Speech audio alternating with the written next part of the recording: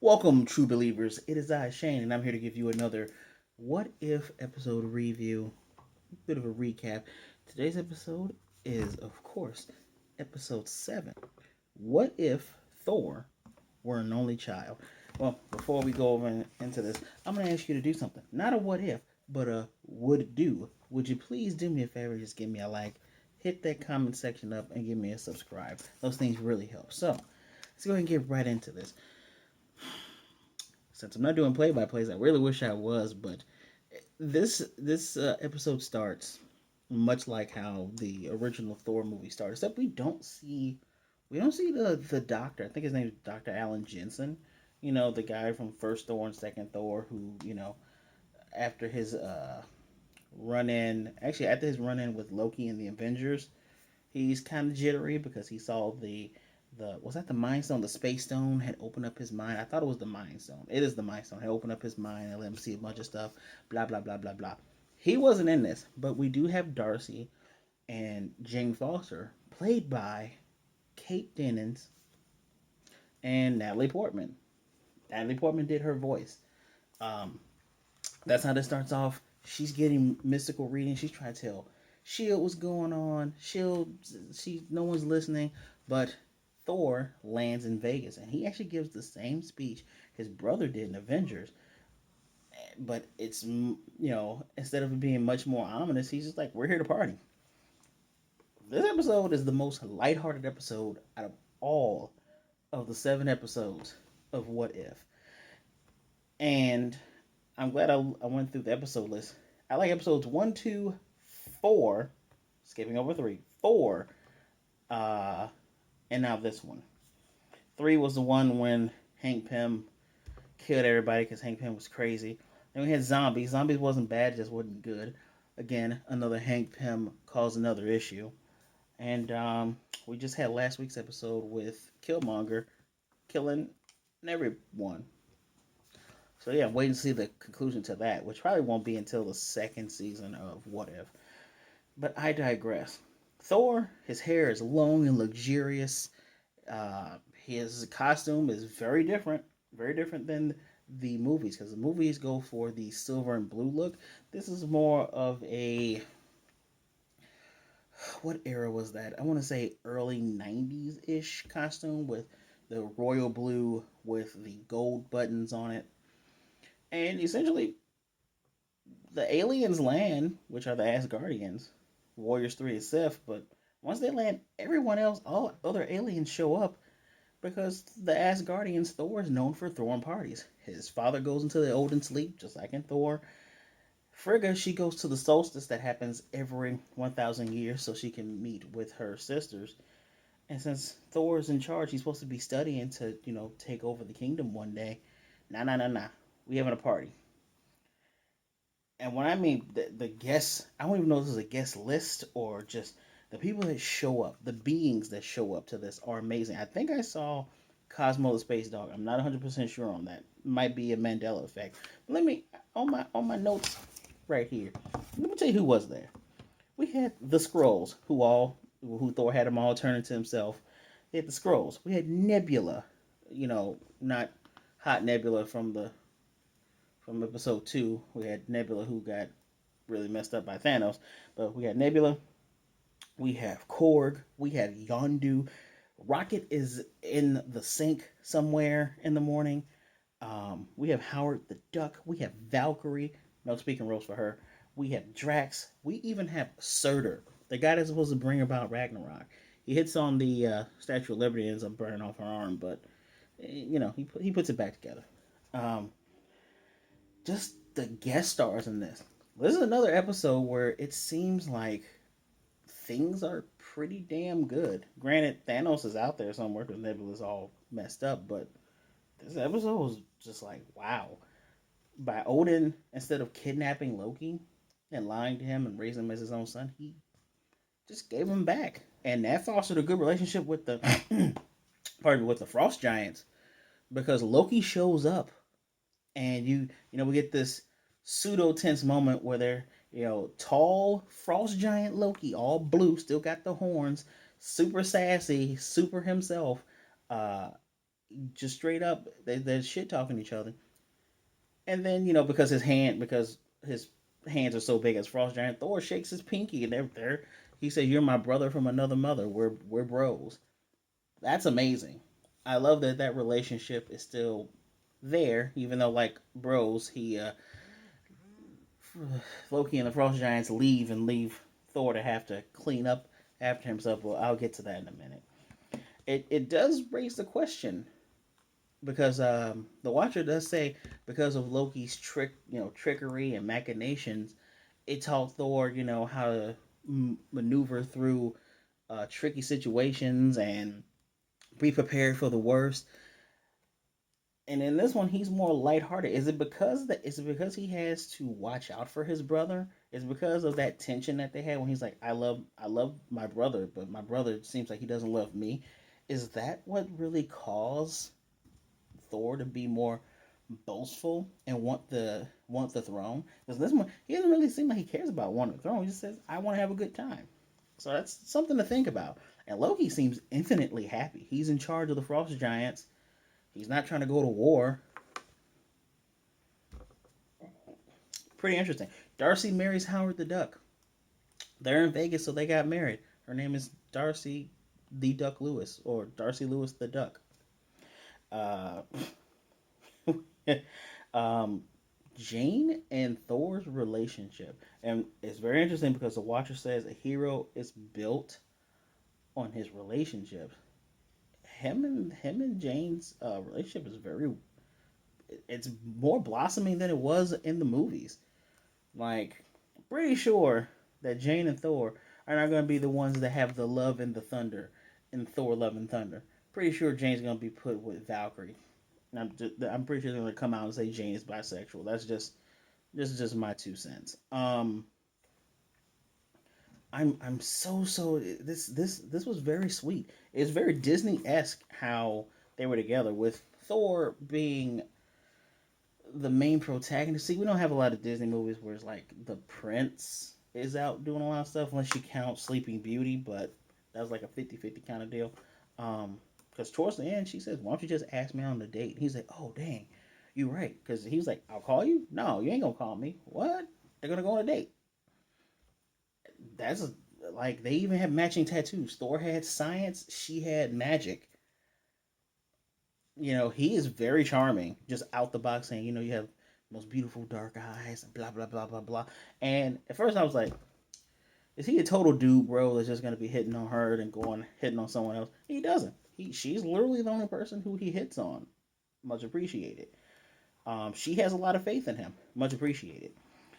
Because our main plot device in here comes from Fury tries to have a conversation with Thor, but Korg's dumbass tries to rush to the pool and basically crashes into Fury and knocks him out.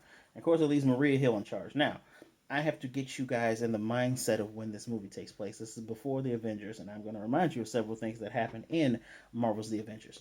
So, the party atmosphere as Coulson, played by Clark Gregg, everyone plays their own voices except for Frigga and Captain Marvel. I'm getting into a minute. He says there's a party atmosphere that's going around. It's going around the globe. It makes you think, oh man, is the world going to end because Thor has brought all these aliens? Forgot to tell you, the Executioner from Ragnarok is there. Jeff Goldblum, aka the Grand Master, and what was her name? I checked the list. I'm sorry. Her name was Topaz. They are there. Grandmaster is there. Everyone who is a mild annoyance and threat, aside from the big bad, aside from Thanos and Chitari, they are there. That was very interesting for me. And yes, Jeff Goldblum plays his voice, but there's a party atmosphere, and Jane will say, "Well, hey, the last time the signal went off, like the Rainbow Road, Heimdall does not speak, so that's how you get around Idris Elba. The last time the rainbow thing showed up and you guys did this, a whole star exploded. Was that you?" He's like, "Oh yeah, we did party over there in the Alpha Quadrant, whatever." And he has to reassure Jane via telephone.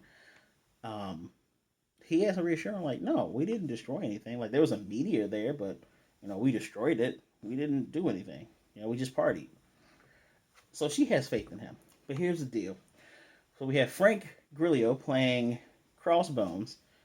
Remember, we still haven't said Hail Hydra yet. And Maria Hill is now acting director. Of course, now that there are a bunch of aliens, they're going to take Jane seriously. And now their thing is, okay, we got to get rid of these aliens. So they call Captain Marvel. She called, the last resort is what Captain Marvel's called. She went to that length, even though Thor didn't do anything. Now I've had conversations with people. Uh, well, I've had conversations with people who are like, well, we understand, why they called, Captain Marvel and why Captain Marvel threw the first punch, mind you. She tells Thor, she's like, you guys got to get out of here now. They're not doing anything but partying. They haven't started messing with monuments yet. And she's just like, he's like, no, I'm gonna call you something that they call Earth women here, a party pooper. Yeah, you thought the same word I thought because she was. Unfortunately, this is the character. This is the Captain Marvel that I know a lot of people are going to complain about. I know a lot of people don't like. Yeah, she was doing her job. I don't. This isn't working with Shield. Isn't a job for Carol. She's only working with Shield because of Nick Fury because they're friends. It's literally I'm doing this thing because this is my buddy. Well, they knocked my buddy out, so I'm here to take care of this. But she throws the first punch, and more people don't need a reason to not like Carol Danvers. People already have issues with Brie Larson because of her opinions and political stances and blah blah blah blah blah. Shut up. And a lot of people, there's already enough sexist people out there. They're like, oh, this woman. Of course, the woman's gonna shut up. These are just fictional characters, okay? Chill, chill. You in the back, chill. Look, I had an issue with her punch because again, as I was discussing with someone, yeah, aliens show up. Do you wait for them to be a threat? No, but because everyone is speaking English, everyone is speaking English or common for those who play D&D. Everyone's speaking that same language. You can get a good gauge on whether or not they're hostile. When Loki first appeared, he was very much hostile. And every iteration where Loki shows up as Asgardian. He is very much hostile in his words and his speech and his presence. He shows up with armies and with soldiers. Thor shows up with friends. He doesn't. You can't really take him seriously. He hasn't done anything to damage anything. And if the roles were reversed, which this happened several times, someone shows up in Asgard. It's a soldier's duty to have the spears and the swords and the guns ready. To be like, my job is to make sure you don't do anything. But when you have the people of the higher echelon show up, you have a Nick Fury show up, talk to him like, yeah, you ain't no threat, but I'm gonna take you over here to have a conversation with you. Or you have a Thor. Thor would just look at you and be like, yeah, they're not gonna do anything. But if you're threatening, of course they're gonna handle you. But yeah, Maria Hill. I did not forget Maria Hill in this. You gotta remember in the Avengers movie #1, Maria Hill, for lack of better words, was an asshole. She ratted out Nick Fury to the Quiet Council because she's like he's putting all his faith in these X factors. Me. That's very on brand for early Maria Hill in the comics in the early 2000s, early to mid 2000s. Very very on brand. Very comic book as very in character. Doesn't mean we have to like it. And this is how she is now. They were gonna fire nukes at Thor while him and Carol were gonna have their second fight. She's too extreme. She hasn't had enough time. She hasn't been able to experience Fury teaching her when is it time to go to extra lengths and when do you need to start trusting people. Because honestly, if Nick Fury really wanted to bring the thunder, he wouldn't have showed up at the party gates and been like, hey, I need to talk to you. He would have just had all his boys with him and been like, cool, we're going to make you talk. I'm just saying. Which leads me to this. That first fight between Carol and Thor was amazing. It takes up a good part of this. The runtime of this episode was 32 minutes and 15 seconds. I would have to say it's probably like 25 to 28 minutes for the episode. Pretty good episode. And the fight takes up a good amount of time. Because they start in they were in Vegas. Thor went to France because they wanted crepes. He punched Carol from France to the UK, tipped over Stonehenge. She punched him to the United States in the Mojave Desert. He punched her. Was it back to France? They punched over. They went over the Bahamas, over Hawaii.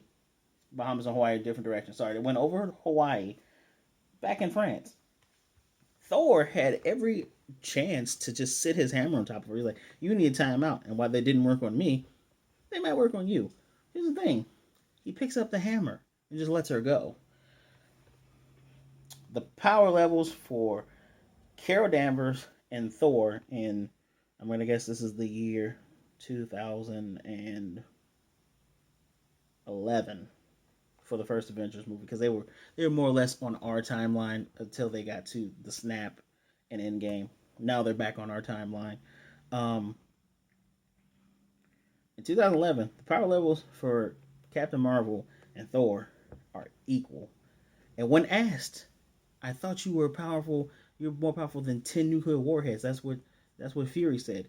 Yeah, but if I went all out, I would end up killing people.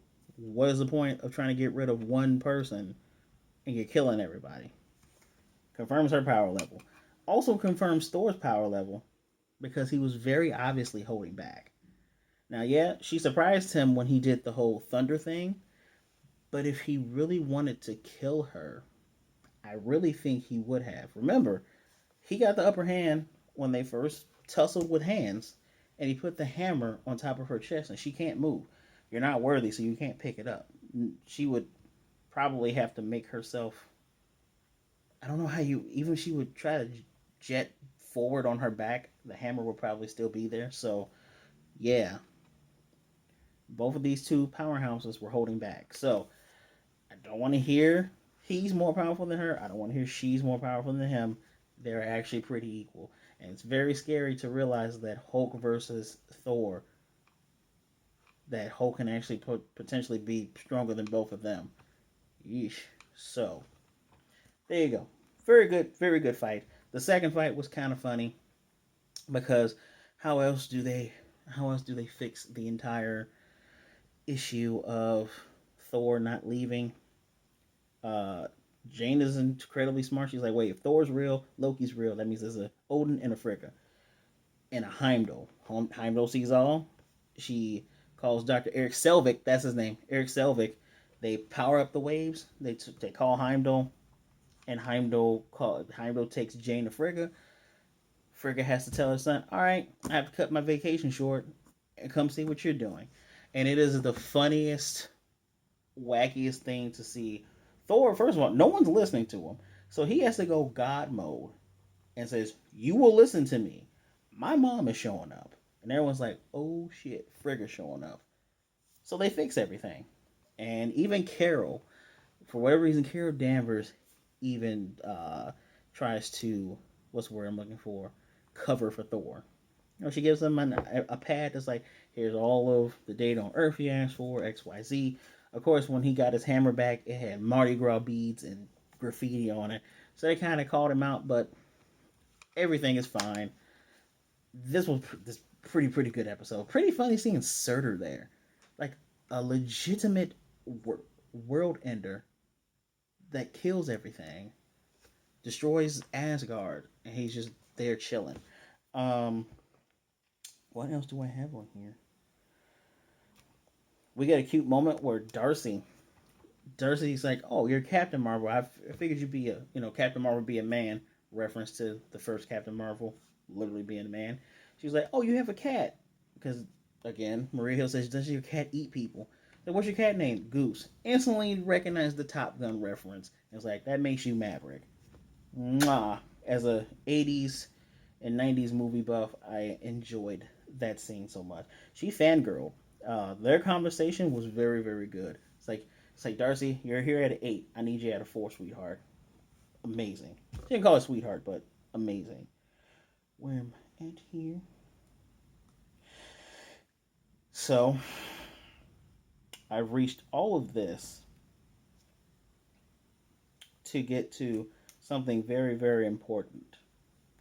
And the important thing is the ending.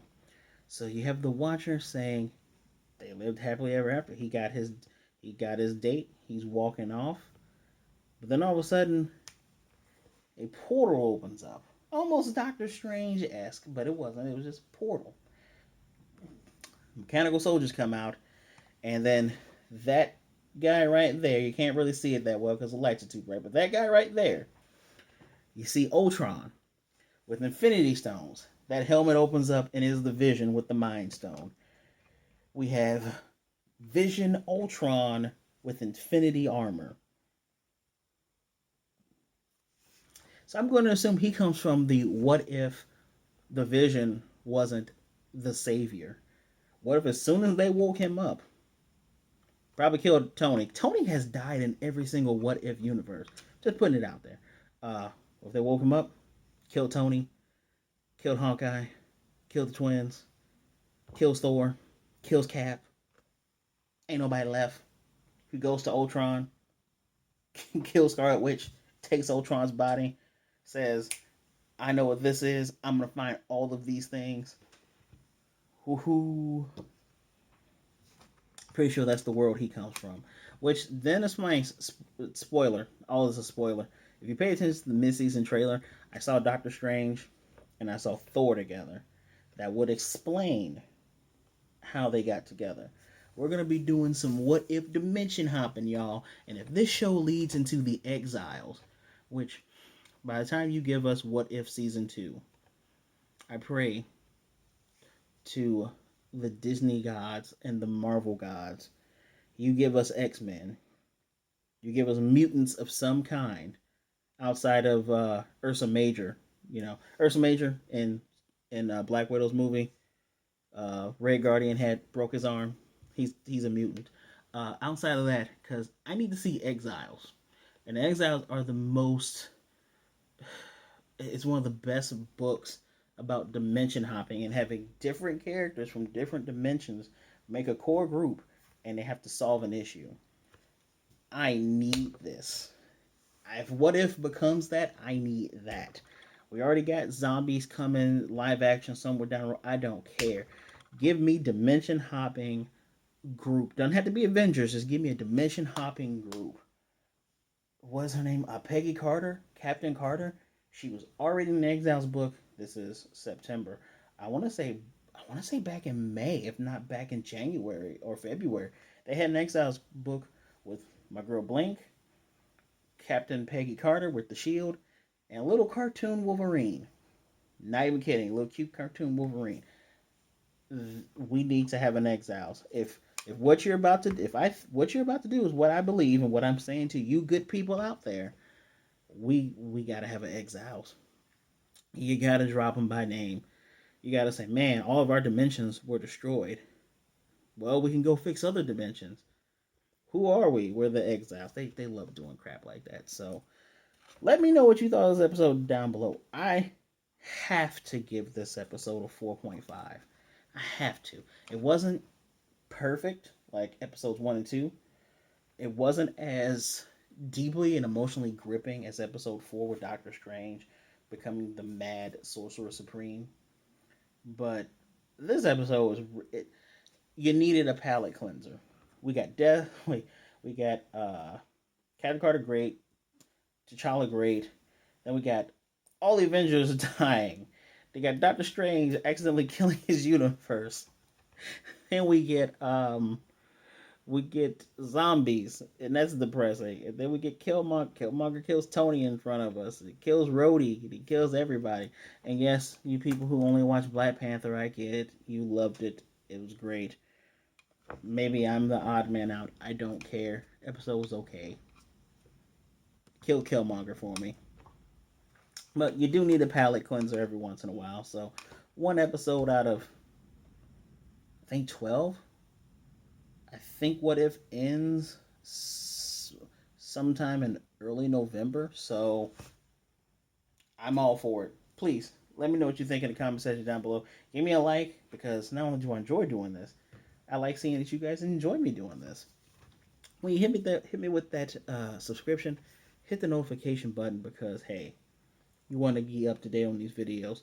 Share these videos so other people can hear what great analysis and great things we're doing. We got some amazing things coming in the pipeline, people.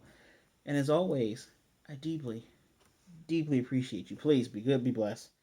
Wash your hands, wear a mask, be safe out there, be good to yourself, be good to others. Please don't be a jerk either way. And I will definitely see you next time. This episode is getting the biggest Excelsior.